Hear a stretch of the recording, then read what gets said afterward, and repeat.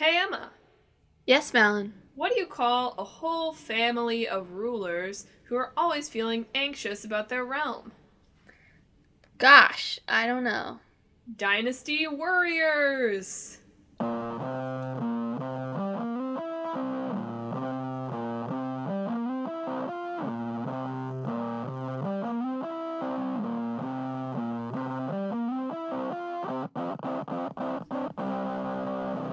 Hello, and welcome to Talk This. It's dangerous to podcast alone. What did you think of that one? I'll be honest, when you first said rulers, I thought you meant like rulers, like the physical object rulers. Rulers who are humans are physical in nature as well. Wooden, plastic, metal rulers. But see, it made the joke a little bit more surprising. If it was rulers? Yeah, because you're thinking it was like the... Yeah. Super shocked. whatever. I was gonna use, I was like, oh, I do something with the phrase, oh, that's a far cry from whatever, but I liked Dynasty Warriors better. So, listeners, thanks for tuning in. So, you may have picked up from our joke discussion, our joke analysis, aka Madeline explains the joke to start the show. Mm-hmm. Our two games that we're going to be talking about this week are Dynasty Warriors and Far Cry 5. Yeah. Exciting. You sound less than pleased. I'm not particularly enthused. I mean, Dynasty Warriors is fine, and I guess Far Cry is fine, but neither of them are like my primary game expertise. Wow, that was some faint praise. Yeah, I know. We've gotten a lot of games that are really in your wheelhouse the past few weeks. And now we're back to some classic Talk This, where that's not even true. I was going to say neither of us has played either game, but that's not true. Actually, that's not true at all. I mean, we played a spin-off of Dynasty Warriors, but it's basically the same thing. So this is as good a transition as anyway into the real meat and potatoes of the episode. So, Dynasty Warriors. Dynasty Warriors is a long-running series from Keon Tecmo. That's wrong. Koei Tecmo. Yes, I have it in front of me now. Koei Tecmo. Originally just from Koei, but now they're Koei Tecmo. It's the original game, so because we're talking about the old game, right? The original one, the first one, Dynasty Warriors, was released in 1997. Yeah. Actually, the original Dynasty Warriors is very different from the rest of the series. Oh, really? It was like a one-on-one fighter.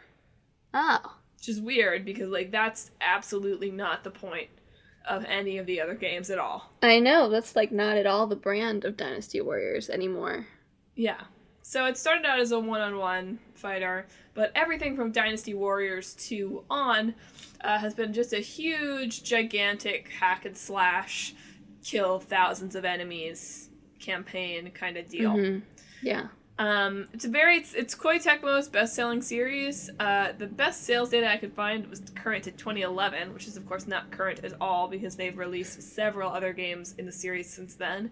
But it had sold 18 million copies as of 2011, so that's nothing to sneeze at. Unless you're me and you have a cold and you sneeze at everything. Which is actually a lie. This time with my cold, I have been having the experience of having the need to sneeze, but it gets stuck somewhere in my sinuses, and I just cry a single tear. I was looking, at what else Koei Tecmo actually makes. So, they have, a bunch of studios under their belt, and the one that makes Dynasty Warriors is Omega Force, which have also made Dragon Quest Heroes, Winback, Attack on Titan the game, and Tokiden. I'd heard of Dragon Quest Heroes, but I assume that's a spin-off version of the original, of the Dragon Quest series. So I wouldn't know, but I do know that Dynasty Warriors is a spin-off of, guess what? And I don't even know if you're going to remember this, okay? It's a spin-off of Romance of the Three Kingdoms. Really? Yeah, do you remember this game? I don't remember this game, but I know that you talk about it. But that's like from a different studio. Yeah, I mean, I don't really understand how that part works, but Dynasty Warriors supposedly is a spin-off of Romance of the Three Kingdoms. Oh no. Actually, there's a new studio that is now in charge of the historically based titles, such as the Romance of the Three Kingdoms series. So it appears that's coming back, Madelyn, so you can look forward to it. No, Romance of the Three Kingdoms never went away. Really? Yeah, I didn't realize this, but in doing my research for this game, apparently they've continued to release Romance of the Three Kingdoms titles. There were like 15 of them. So let's dive into the backstory here. I do think I've talked briefly about this game on the series before, but certainly not within the past few months, because I mostly forget about it when I'm not actively having it called to mind. So we rented, and I'm sure that like Dad is gonna email and be like, this didn't happen, but whatever. As I recall, we rented, because when we grew up, there were still video rental stores. And Emma, you're getting like the baby version of that experience now with your like GameFly membership, but whatever. Yeah. That's irrelevant. So there were still movie stores and video stores. And there were still movie stores and video stores that were like not Blockbuster, right? So we rented this game, because you would rent games then, which like, wow, I wish that was still a thing that I could do. Well, you could get a GameFly. I know, but GameFly is pricey, and I mean, you have to wait for it to be shipped. I mean, we can talk off the air about whether you think that it's worth the investment. But I also, whatever, I have so many games. I have no reason to rent games. Madelyn, get back to the story. So probably, I mean, sometime in early elementary school. I don't really know how old I was, but probably too young to enjoy the game, as you will soon come to see. We rented Romance of the Three Kingdoms, and I was looking on Wikipedia, and I was trying to figure out which one we must have rented. It starts to appear on the PlayStation at, like, Romance of the Three Kingdoms 5. Just looking at the cover art, I really think it was Romance of the Three Kingdoms 7. Mm-hmm. That's my theory. Nothing to back that up other than that cover art looked a little bit more familiar. And I just remember hating it. I remember thinking it was so boring, and it was a dumb game, and it was bad. I remember nothing else about it except that kind of visceral hatred. Do you not even remember, like, what the gameplay was? Well, I can tell you what it is now. Sure, but I don't remember. I don't remember from childhood. No, not at all.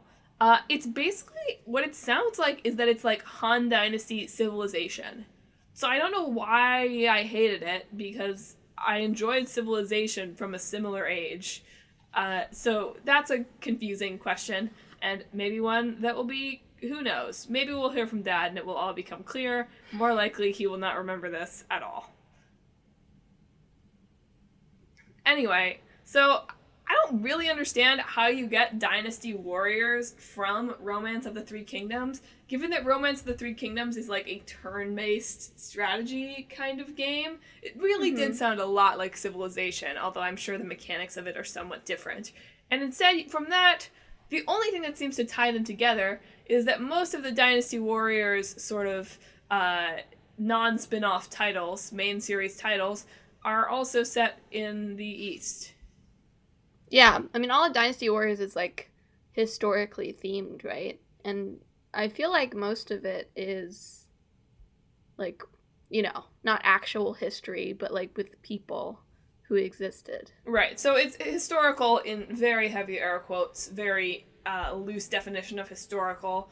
There's cultural figures who are maybe or maybe not mythological, there's gods that appear, but it is sort of loosely based on real Chinese history.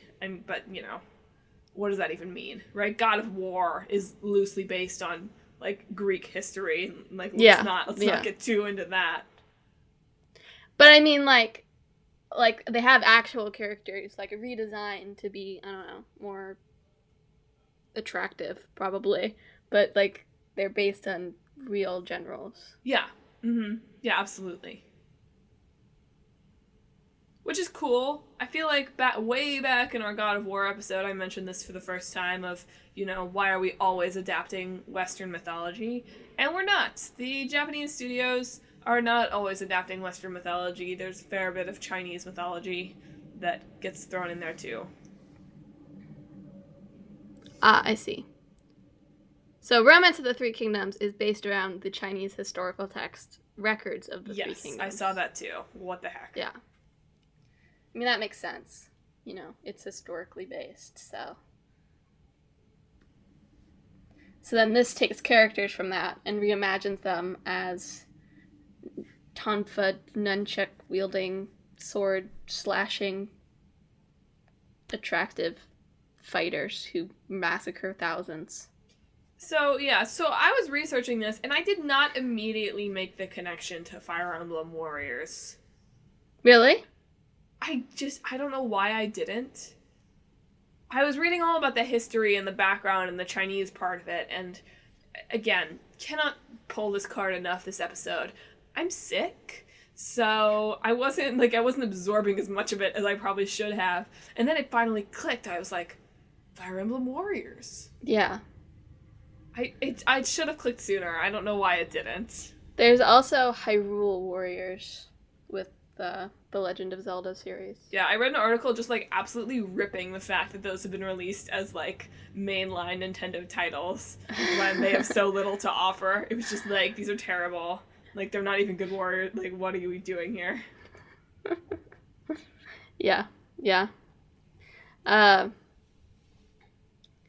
Yeah, so we've never played an actual mainline Dynasty Warriors game. Our only experience is with Fire Emblem Warriors.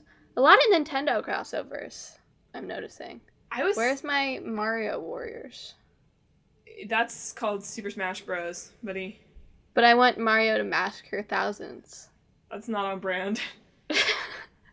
They just straight up murdered all their characters at the last Direct. Not Kirby. Except for Kirby. I want Kirby to massacre thousands. How about that? That's pretty on brand. That's probably what's coming in the campaign mode. Prepare yourself. Kirby's Revenge. Yeah. No, I was seriously thinking because, this is our old game, but Dynasty Warriors could technically qualify as a new game, given that Dynasty Warriors 9 was released in February of this year. Mm-hmm. It did not get good reviews, but also kind of notably and interestingly, because we just happened to pull it out of the hat, they just released a patch that allows for 2-player co-op. Dynasty Warriors 9. And also that you can play a free trial demo of it. So, it's basically, you don't get to pick which characters you play as necessarily, but you can play as much as you want. So I was seriously considering downloading that, except then I was like, oh, wait a minute, I've played Fire Emblem Warriors. Let's not bother. I mean, if the co-op in Dynasty Warriors 9 is anything like it is in Fire Emblem Warriors, then it's not very satisfying. The co-op in Fire Emblem Warriors is garbage. The enemies just don't load fast enough. So, for folks who have not played these games, let me try to explain to you the appeal. Because you know what? They rightly do not get great critical reviews anymore, and that's totally correct. They should not. They are not really objectively good games. But let me explain to you, why you want to play this game and why owning one of these games is worth your time. So number one, if any of them are at all like Fire Emblem Warriors, there's a lot of content there. Now, to be fair, it's very, very, very, very, very repetitive content, but there's a lot of it. I have played, 50 hours, my Nintendo Switch tells me, of Fire Emblem Warriors. And by I mean the residents of Toktis NYC HQ. So I've probably played, 30 hours of it, something like that, give or take. And while, yeah, it's not the kind of game that on most days, unless I'm just feeling a very angry or dark place or something, it's not the kind of game on most days that I want to play hours and hours and hours of because it gets boring. It does have a couple of things going for it. Number one, it's really easy to play just 20 minutes of, which is something that I think is rarer and rarer to come by in games these days. and that I appreciate, because sometimes at the end of the day, the reason that I haven't played, for example, Persona 5 in quite some time is that it's hard for me to be like, oh, I'm just going to play half an hour of this. Because I'm really worried I'm going to get stuck in some kind of story event, or I'm going to decide to go into the castle and suddenly it's 3 hours later. Yeah, that's fair. Which, there's nothing wrong with that. That's, in many ways, that is a mark of a good game. But I do appreciate that the Warriors series, it does have that option of just saying, I'm just going to play half an hour. In the same way that stuff like Fortnite does, except that I can't play it forever. Yeah. Number 2, it's really freaking satisfying. Yeah. Like, yeah, it does get boring eventually, but it's really satisfying to just mow down thousands of enemies. It just feels good. Yeah. And that's the reason why 2-player co-op sucks, because at least on the Switch, it really can't support loading in quite nearly as many enemies as it does on single-player mode. So it just... I mean, it's only on the Switch, right? I mean, I know, but I just or don't know how co-op the 3DS works on too, other systems.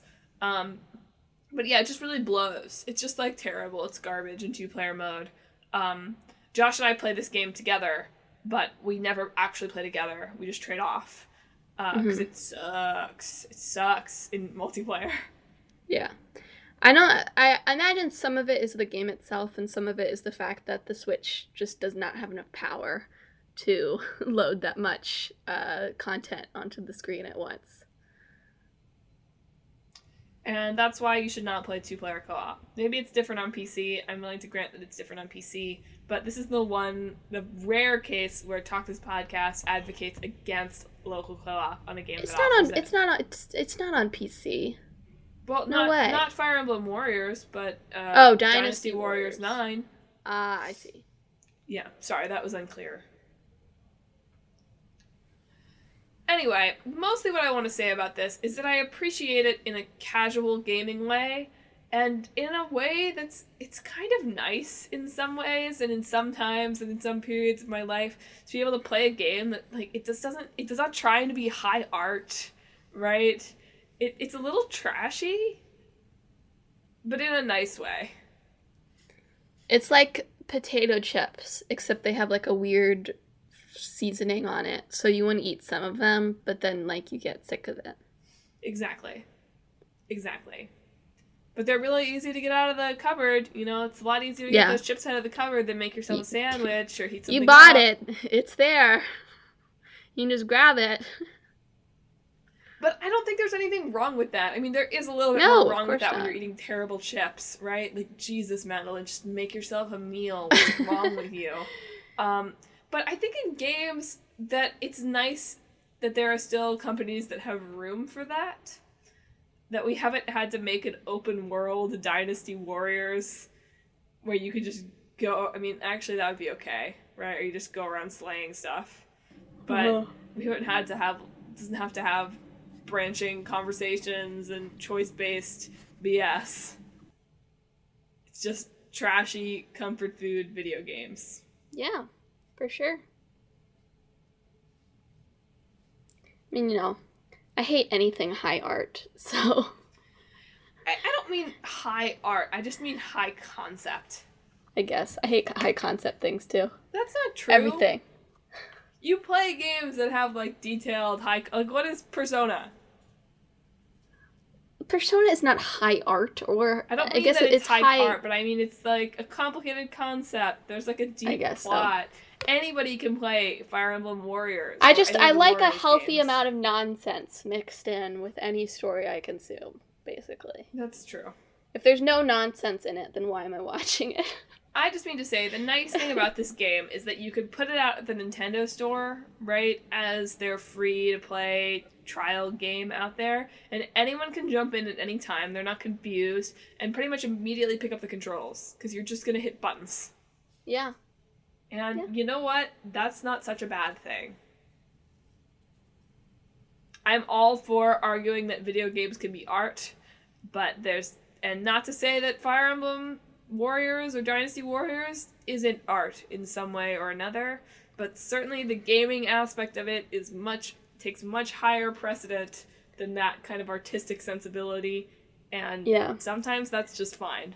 And if the Dynasty Warriors story, I mean, maybe this, because the Fire Emblem Warriors story is really just, like, completely dumbed down Fire Emblem plot beats. But see, I can't imagine that Dynasty Warriors isn't anything but completely dumbed down Chinese history. Yeah, I mean, I'm Or sure. Chinese mythology. Maybe it's still, like, more, I don't know, detailed. But, yeah, if it's anything like the Fire Emblem Warriors story, like, that stuff's just, like, comical. Like, you It's almost like, can't... here's the part where the guy gets possessed. Cool. I was gonna call it out for some ludonarrative dissonance, but there's not enough narrative for anything to feel dissonant. Yeah. It's just like... Yeah, like, it's weird that you're the good guy, and it's fine that you're killing thousands of people, but also I don't know nearly enough about you to really care at all. Well, I mean, you know, in a medieval setting, in a wartime, like, it makes sense. It's not just, like, randomly searching for treasure, killing billions of people. That's fair, but still. I don't try to go attack the main boss right away and minimize the bloodshed.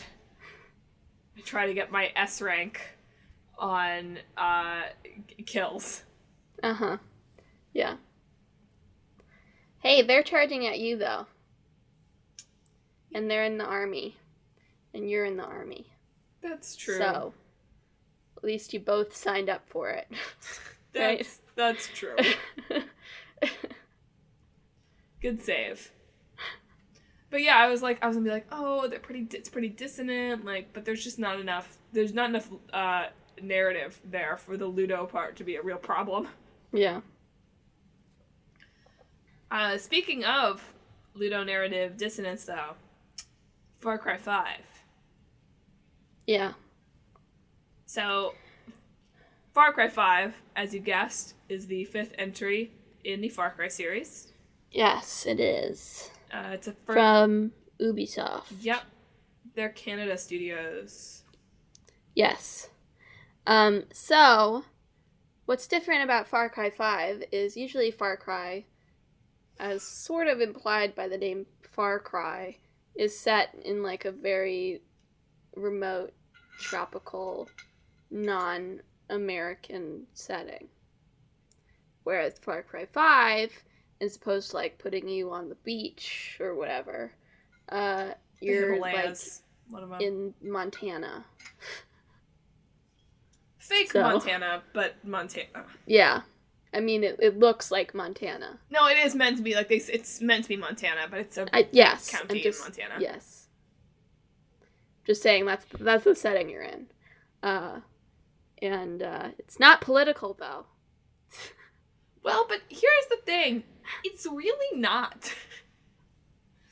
Like, they got people all riled. Okay, so we'll talk. Hang on, I want to backtrack and set the scene a little bit more for people who aren't familiar with the game. So Far Cry, it's first-person shooter. This one was released in March 2018. So, you know, right in a time where everything is political. And they announced it for the first time in 2017, right in a time where just absolutely everything is political. And generally in Far Cry games, sort of the overall plot arc is you're dropped in this place in the middle of the wilderness, and you have to fight a despot who's controlling the land and free the people there and save them, right? Like, that's sort of the overall plot arc of all the Far Cry games. So, it's already a little controversial to say, oh, we're gonna put them in Montana. Like, that's the wilderness, Montana. Yeah. Which, you know, to be fair, like, it is, but it's a little bit of rude. If you look, I can't imagine they sold too many games in Montana. You know what I'm saying? Mm-hmm. Or maybe they did. I don't know. Who knows? Anyway, in Far Cry 5, this time this despot is a man named Joseph Seed, who runs a cult called... Talk about metaphorical names, right? Yeah, literally. Well, it gets worse, right? He's called he refers to himself as the Father. So he runs this cult called the Project at Eden's Gate. Yeah. And basically it's this kind of apocalyptic religious fanatics, right, who believe that the end of the world is nigh, blah, blah, blah. So already we're starting to wade into some controversial territory, right? American evangelicals got kind of up in arms about this game. They felt like it was a rebuke of Christianity and of the far right and all that kind of stuff. Mm-hmm. And they thought that it was going to be commentary on gun rights and just all, like, there was just a lot of political chatter swirling around this game when it was announced. Pretty much none of it, which seems to really come to fruition in the game. Yeah. I mean, the game is mostly just a bunch of, like, it's written in the way that they clearly had no intention of putting any messages in, which doesn't mean there aren't messages. It just means that they're entirely muddied and garbled and contradictory and a mess, right? Because if you're just writing things without thinking about what they mean, that's how it turns out all the time. And it's not even like if you're saying anything important, you could be saying something totally trivial, and still, if you're not thinking about what you're saying, it comes out as a mess. But it's basically just, I don't know, most of the reviews I read were like, well, it's kind of just there. Just kind of a that game. Nothing particularly extraordinary or stand out about it. Yeah, so it's an open world game, which... with a lot of procedurally generated content. What does that mean? It means there are, like, systems in place that creates, like, quests and objectives and things for you that aren't necessarily first written into the game. They're just sort of constantly generated by the system. Yikes. Yeah. I mean, obviously there are written side quests and stuff in there too, but like go free this guy or whatever is like procedurally generated. That's kind of crazy. I mean, I get it. I mean, a lot of games do rely on procedurally generated content to some extent, but the things I read seemed like this wasn't like incorporated particularly well into the rest of the game. Just what a lazy way to make your open world game bigger. Yeah, that's just sort of seemed to be the consensus. Like, if you're just adding hours for the sake of adding hours, you're just being like, okay, like, whatever, let's throw in a few more fetch quests that we won't even think up ourselves. That feels a little icky to me. Anyway, it's also the first Far Cry game to introduce character customization. So you can play as a woman, you can change your race, you can change your appearance. Which in some ways it makes me wonder, like, why don't all open world games have this, right? Seems like the whole point is that you're mostly playing as yourself in these gigantic games where you're going to spend 80 hours just roaming the wilderness. But also, I saw some commentary that's like, well, you can choose to play as a woman, but everyone's still going to address you with masculine pronouns. Wait, do they really? So most of the time they just refer to you. So in this game, you play You're as... like rookie? No. The deputy. The deputy. But rookie. you have like a name, like a nickname, don't you? I don't know. Probably, maybe. And you're a silent protagonist, so none of your voice acting is different. So on that level, it's like, great, character customization. If it's going to be a silent protagonist anyway, who cares? Let them choose their characters. And most of the time, people just refer to you as the deputy, but there are still, some of your partners still refer to you as, like, dude, and they'll say, get him, and that kind of thing. It's not... Get him referring to you? Yeah. That's so lazy. Right? It's like, come on. And it's a tiny thing, right? It's a teeny tiny thing. But there are apparently kind of other things that happen, just like characters using the sexuality of women to, like, get under your skin. Yeah. In ways that... Because there's the woman, Hope? Faith, who, like, sort of haunts you and drugs you with a hallucinogen called Bliss every time, like, a story mission comes about. Yeah, and there are just like these little things here and there where it's like, clearly though you designed this for a male main character and you did nothing to account for the fact that people were going to pick women. Yeah. I mean, you know, it's good to include it, but at the same time, like, if you're designing a game for a male main character, then just make a male main character. I mean, I get the desire to want to get props for that and the growing, like, desire in the game industry for like more chances to either be able to customize your character or play as either a male or a female. But like you have to, if you're gonna do that, then you have to do it. Otherwise, like, you're literally just doing it for the props and not for any other reason. It just sounds like it should have taken so little effort to fix. I mean, you know, you have to do some extra voice acting, which I assume costs money. You know, it's possible that also just some things just, like, slipped through the cracks when they were doing it. Sure, but what does that say about your quality assurance team, then? Yeah. Yeah. Like, you know, we can come up with all sorts of excuses, but each of those excuses ties back to this expectation that it's mostly men playing your game. Yeah. I don't really mind, like, get him is definitely, like, I don't really mind, like, if I'm playing as a girl and people call me dude. It's like, well, I call girls dude, so that seems right.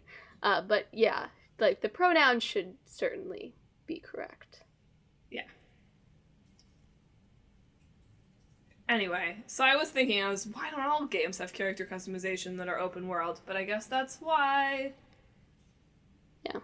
Why can't I play as Lady Link in Breath of the Wild? Because you can't. Why not? Because he's a man. Like, is he, though? Because Link's always been a relatively androgynous male elf. I mean, I know. And that's the way it'll always be. So hereby decreed by Nintendo. Ugh. I'm glad you have the power to speak for them. I know. I also wanted to discuss an interesting quote from the creative director of this game, Dan Hay. He said that in making this game, he wanted to create an anecdote factory. So that namely, like, two players could set off in opposite directions and have different anecdotes about the game to tell each other. Yeah. Which, again, I was like, that doesn't feel like a good philosophy for making a game. I mean, I guess it's like you want this open world and you want certain things to strike people that they can then tell their friend about. And, like, this idea that you want an open world where nobody tells the same story, right? But it's not realistically feasible at this point in time because that's just, like, life. So... I just think that referring, like, the goal of your game is to generate anecdotes feels so small and just, like, narrow. What a weird goal. Yeah. I get the idea behind it. It's possible you just, you know, it's not great phrasing. I know. But I get the idea of, like, you want each player to have their own story to tell from it. That's generally what he's saying. How unfortunate do you think, because obviously the game development process for this must have greatly predated... oh yeah, it was like a real long development cycle too. Right, so it obviously greatly predated our current political climate. Like, how... Not that, like, everyone isn't angry about our current political climate, but, like, how angry do you think the developers were that this game dropped during this time where it was going to be considered highly political, and then it just isn't? So you can't win on any side. Well, I mean, even back when they first made it, like, setting it in America for a game that, you know, they're a Canadian studio, sure, but setting it in America from, you know, a company that is Western and has a big client base in the West, like, you're already... creating expectations there. Like, just the image, just the cover art, you're already setting expectations there. So, like, I don't have a lot of pity for them because I think they just chose this location and this idea without thinking about it. So, like, if they had told a good story, then it wouldn't have mattered if they were not being, like, prescient or currently political. But I just don't think they landed on a particularly good story. Yeah, so talking about the story a little bit, I won't spoil the game, but to spoil, you know, the first hour or so of it. So basically, you're this deputy, and you've been sent along with a few of your cohort to try to take this guy, the father, Joseph Seed, into custody, the head of this cult, because he's basically ruling over the area and just it's a really bad situation. So you've been sent to take him into custody, which some of the reviews I read were like, why did they send only 5 people on this suicide mission, basically, into thousands of cult members? Most of the reviewers seemed willing to sweep that under the rug. Whatever. I am too, I guess. Obviously, you kind of fail. And this triggers Seed to kind of instruct, because people are coming to arrest him, his cult members think that this is kind of a sign of the end of the world coming, which triggers this apocalyptic reaping by the cult, where they're going around the area and trying to kill all the non-believers. Yeah. And then it's your job to kind of try to take out all of his lieutenants. Yeah. And honestly, kind of want to spoil the end of the game. It's dark. So, you know, warnings for that. But in the end, turns out he's right. It's the end of the world. Great. I know. It's like, what do we take away from that? What do you take away from that? Yeah. It kind of feels like an ending they just put on there because, like, oh, wouldn't this be shocking?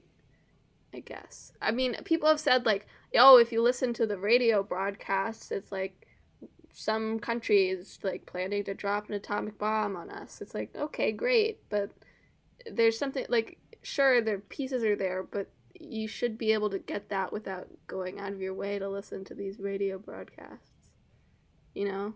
And even then, it's like, still, what am I supposed to take from this? Just sadness? Yeah. So there are multiple endings. I think in one of them I don't think that you learn about this nuclear bomb. So, again, we're really spoiling we've already started spoiling the end, but in case that wasn't clear enough for you, more spoilers to follow. So there's an ending in which, so basically at the end of the game, you confront Seed, right? But he has taken your friends, your cohort, whatever your people you work with, hostage. He says if you walk away, he'll let them go free if you just promise to leave them alone. So you can, of course, choose to walk away. I don't know, what idiot plays through this entire game and then chooses to walk away, but okay, sure. I mean, you can say it I know, beforehand. But still. You can choose to walk away, but then he has this song that he uses to brainwash his followers. So you, drive in the car away and you turn on the radio and that song comes on and cut to black. But if you're, a normal person, you'll confront him and resist him, and you fight with him, and then an atomic bomb drops, and you end up in a bunker together. You're family now. Yeah. The end. The end. There's also an ending that you can get at the beginning, very beginning, which is a bit of a Far Cry tradition. But yeah. So I think that at Talk This, we're generally fine with the feeling of, you don't necessarily have to feel like your choices matter, right? It's about the journey. But in this case, it really does feel like sort of everything you did was really pretty pointless. Yeah. Yeah, just my general feelings on Far Cry is just that they put a lot of things that they thought seemed cool and then tried to string it together, and yeah.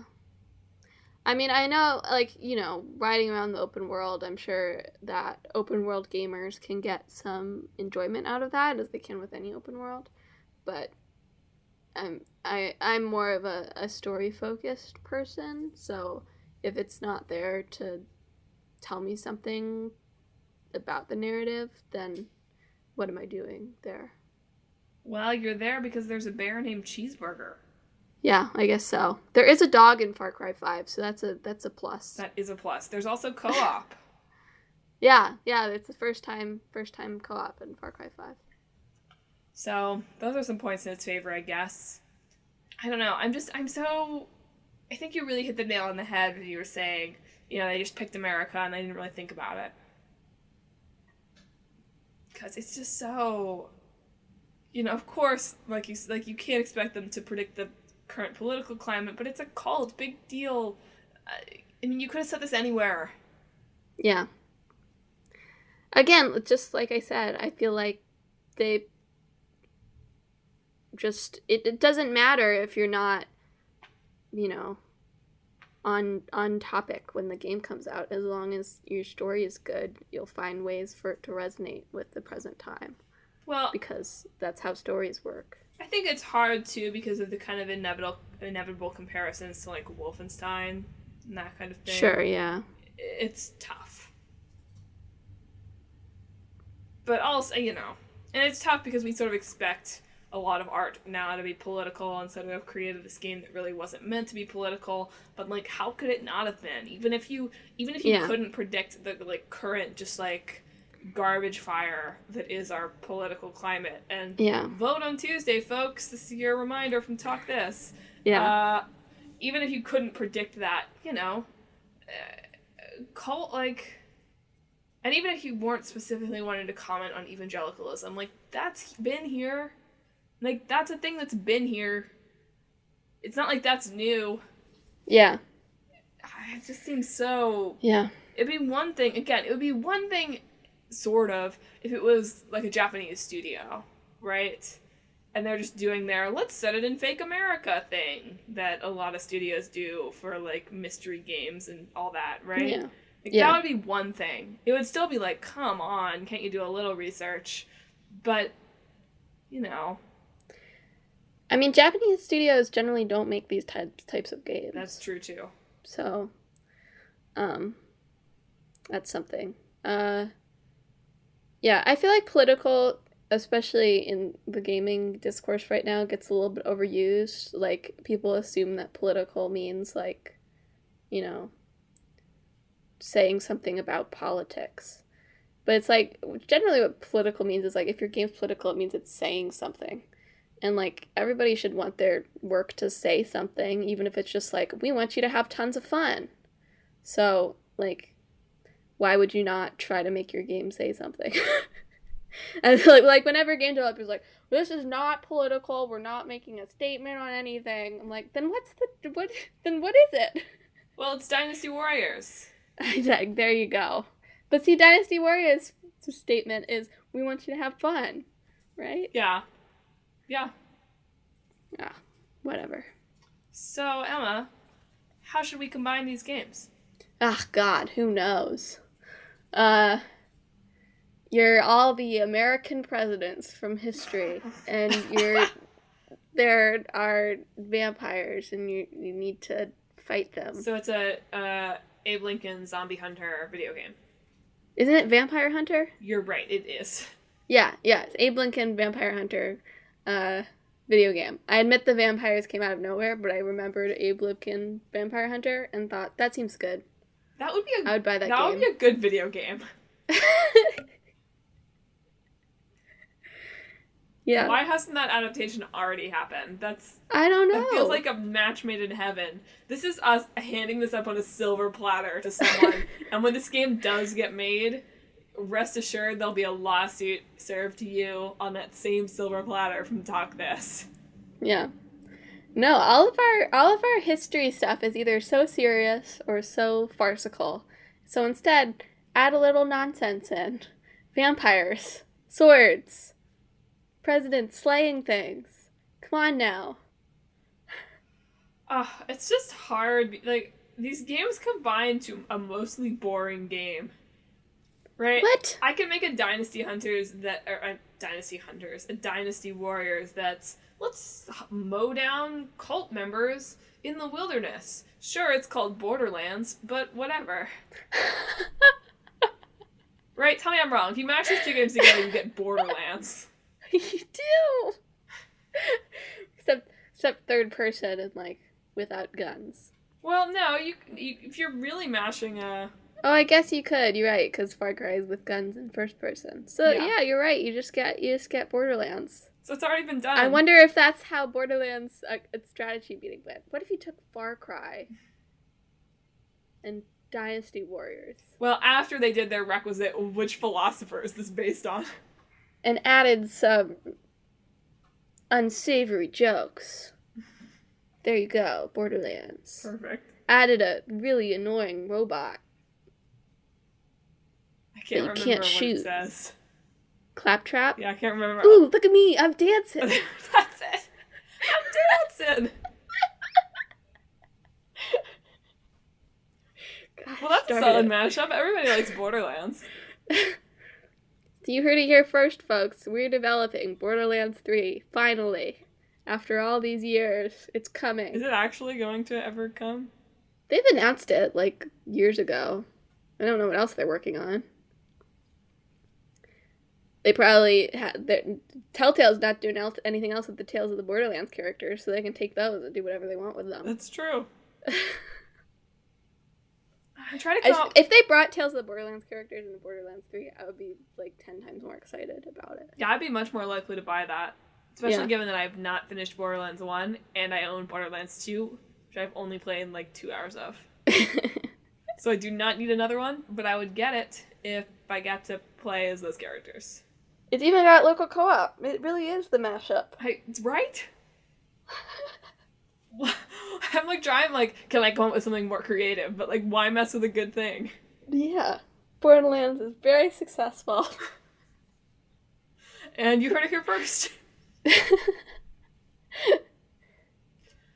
It's even got, Borderlands, a little bit less of the ludonarrative dissonance, I think, than maybe these two games. Yeah. Yeah, it doesn't really have ludonarrative dissonance. I mean, like, there's not really any idea of really who you are, so how could there be? Yeah. Right? Yeah. Well, there we go. We did Magic. it. Our mashup. We did it. Thanks, Gearbox. 2K. 2K. We owe it all to you. Yo, did you know that Koei Tecmo was founded by, like, a guy and his wife? That's cool. Yeah. He was a college student. I'm letting you, like, pull up our new game hat here while I tell you this anecdote. He was a college student, and his family's dye business went under. So he decided to become a dye business? Yeah. Oh, yeah, I've heard this story. Yeah, so he decided to become a programmer. Yeah. No, Nintendo also, like, used to be, like... It was card physical games. Game company. Yeah, card game. Seems like a lot of video games came from vaguely game-related, Oh, I'm sorry. genres. I think you're misinterpreting the kind of dye that I'm referring to here. Oh, dye! You thought they just made dice? That seems reasonable. A dice-making company. I was like, that makes sense, it went under. Like, really, they should have diversified. No. Like, food, like dye for clothes. Okay, I get it. You have to run through our social media, too, though. Yes. So, folks, thank you for tuning in for another episode of Talk This. If you liked what you heard, you should follow us on social media. We are on Facebook, Twitter, and Instagram at Talk This Podcast. And we're also on YouTube at Talk This Sisters, where you can follow our flagship YouTube series, which is Play This, where Emma monthly analyzes a game based on its narrative and storytelling as gameplay as storytelling. Let's try that again. She analyzes games for their gameplay as storytelling. It's a really cool series. We really like it. Guess what? We're trying to write a paper about it. So look for more updates on that soon. But it's a really cool series. Definitely check it out. You can also check out the Clickbait Boyfriend mini vlogs. I've got a doozy of one that I've been promising for weeks. And I really think this is actually going to be the week that I put it on YouTube. Because it's my favorite one. Speaking of Clickbait Boyfriend, you should check out our website. It's www.talkthispodcast.com, and you can check there for our blog, where you can read the Clickbait Boyfriend series. Josh has finished Birth by Sleep, so we're moving into some fun, I was going to call them side games, but let's not even kid ourselves. There's some fun cinematics that are probably going to be incredibly important to the plot. I cannot believe Recoded is important. Well, folks, it makes me so mad. If you haven't played Recoded, look for that one coming up this week on Clickbait Boyfriend, because it's apparently very critical. Also on the blog, you can read Split Screen, which is our off-topic corner where we watch Boys Over Flowers and My Hero Academia, and give our thoughts on it each week. So that's on Wednesdays. Definitely check that out. And other miscellaneous blog content. Plus, you can check out what games are in the hat, learn more about us and the show, read some of the show notes from way back. I really think 2019 is going to be the year that I catch up. Fast forward to 2019. I really think 2020 is going to be the year I catch up. No. I'm going to, set a goal. I'm going to be I'm going to write 2 a week, and we're going to catch up. Next year, I'm gonna keep this clip, and we'll play it. Okay. Okay. Get ready to be embarrassed when I've done it. Okay, I will. I'll be ready. Anyway, last but not least, and probably most important, definitely not least, if you like the show, you should subscribe. We're on Apple Podcasts, Google Podcasts, Stitcher, TuneIn, and Spotify, and pretty much any podcasting platform that you could possibly use. So definitely subscribe, and even better, leave us a rating and a review. We love that stuff. It really makes our day. So definitely, if you've got a moment, leave us one of those. And with that, let's pick our 2 games for our next main episode. All right. So, for our old game, we will be talking about Beyond Good and Evil. Ooh, okay. And for our new game, we will be talking about Monster Hunter. Okay. World. I feel like those are going to jive decently. We'll see. Monsters are evil. But we're beyond that, Madelyn. Oh, crap. Oh, no.